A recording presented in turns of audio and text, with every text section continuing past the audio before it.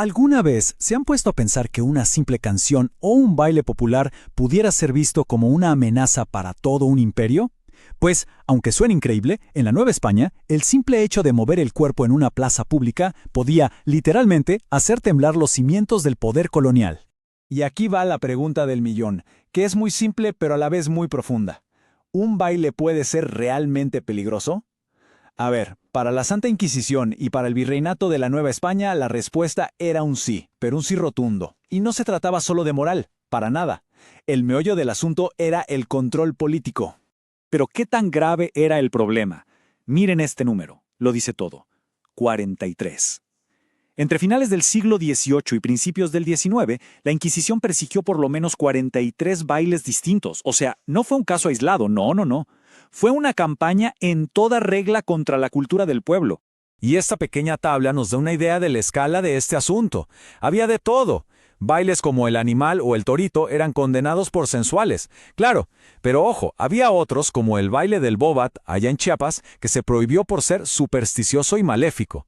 Desde el famoso mambrú hasta el elegantísimo vals, las autoridades estaban con los nervios de punta, tratando de apagar estos fueguitos culturales por todo el territorio. El primer encontronazo, el que de verdad desató esta guerra cultural, fue por un son llamado el chuchumbé. Corría el año de 1766 y se convirtió en la primera canción popular oficialmente prohibida por la Inquisición. Fue, digamos, la chispa que encendió la pradera. Es que el poder de una sola palabra es fascinante. Chuchumbe parece que viene de cumbe, una palabra africana que significa ombligo. Pero claro, en las calles de Veracruz, la gente le dio un significado completamente nuevo, mucho más pícaro y provocador, refiriéndose directamente al miembro masculino. Imagínense, esta audacia era una bofetada en la cara de la moral que querían imponer. Pero espérense, que la historia del chuchumbe tiene un giro buenísimo. Porque no se trata solo de la canción prohibida, sino de la tremenda doble moral de quienes la prohibieron. Aquí están las palabras exactas del principal acusador, Fray Nicolás Montero. Lo describió como sumamente deshonesto. La denuncia oficial decía que el son ofendía los castos oídos y era un peligro para las mozas doncellas. Parecía, a simple vista, un caso claro de defensa de la moralidad, ¿no? Pues resulta que la historia de Fray Montero estaba muy, pero muy lejos de ser la de un santo. De hecho, el chuchumbé terminó siendo como un espejo que reflejaba la hipocresía de la mismísima iglesia. Porque resulta que el mismo Fray Montero, el que se escandalizó por una copla que decía «En la esquina está parado un fraile de la Merced», años después fue denunciado por vivir en concubinato y peor aún, por pedir favores sexuales en el confesionario. Pasó 2 años en prisión, sí, pero el castigo fue mínimo. La iglesia simplemente lo cambió de parroquia. Así que el chuchumbé no era solo obsceno, era una especie de noticiero popular que señalaba esta misma impunidad. Y bueno, si el chuchumbé fue la chispa, el jarabe gatuno fue la explosión. Con este baile, la amenaza ya escaló hasta los niveles más altos del poder colonial. Es que el punto clave aquí es que prohibir el chuchumbé fue como echarle gasolina al fuego. Lejos de callar a la gente, provocó una explosión de creatividad subversiva. La prohibición, como diría Foucault, se convirtió en una incitación al discurso. De repente surgieron docenas de sones nuevos, cada uno más atrevido que el anterior. Y aquí lo tienen, el documento oficial de 1802. Este edicto prohibía el jarabe gatuno y lo describía con unas palabras durísimas. Indecente, disoluto, torpe y provocativo de lascivia. El papelito es en sí mismo un testimonio del pánico que este baile generaba en el poder. Esto nos revela la magnitud del problema. El jarabe gatuno se consideró tan pero tan grave que obligó a la Iglesia y al Estado, o sea, a la Inquisición y al mismísimo virrey, a unir fuerzas. Ya no era solo un tema de pecado, era un asunto de sedición, de rebelión. Y claro, los castigos reflejaban esta alianza. Ya no eran solo penas espirituales. La Inquisición amenazaba con la excomunión, pero el virrey iba más allá. 2 años de prisión para los hombres, 2 años en un reformatorio para las mujeres y hasta 2 meses de cárcel solo por estar de mirón. Todo esto nos lleva a una idea central.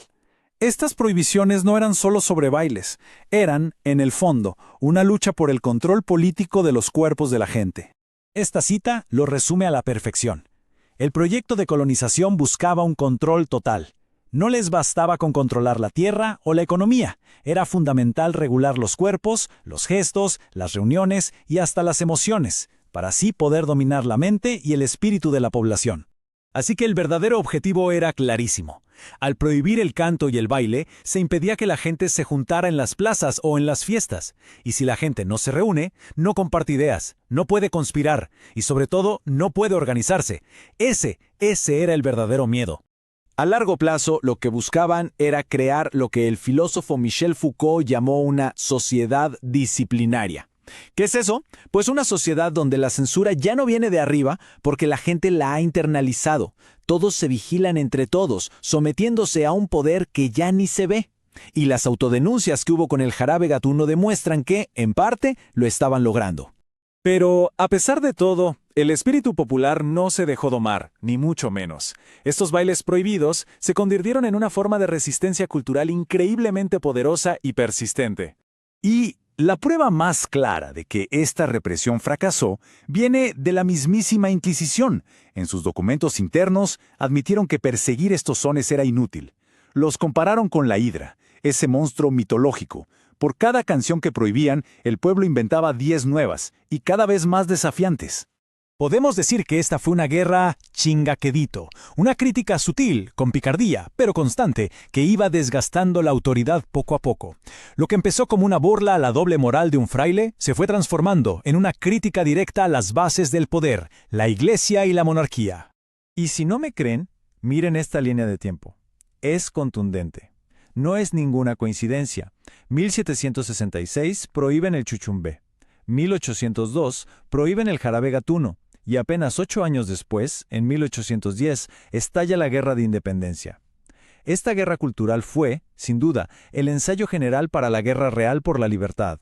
Y todo esto nos deja con una pregunta para reflexionar. La historia del jarabe gatuno nos enseña que la cultura popular puede ser un espacio de resistencia increíble, y nos obliga a preguntarnos, hoy en día, ¿qué canciones, qué bailes, qué expresiones artísticas se consideran una amenaza para el poder establecido?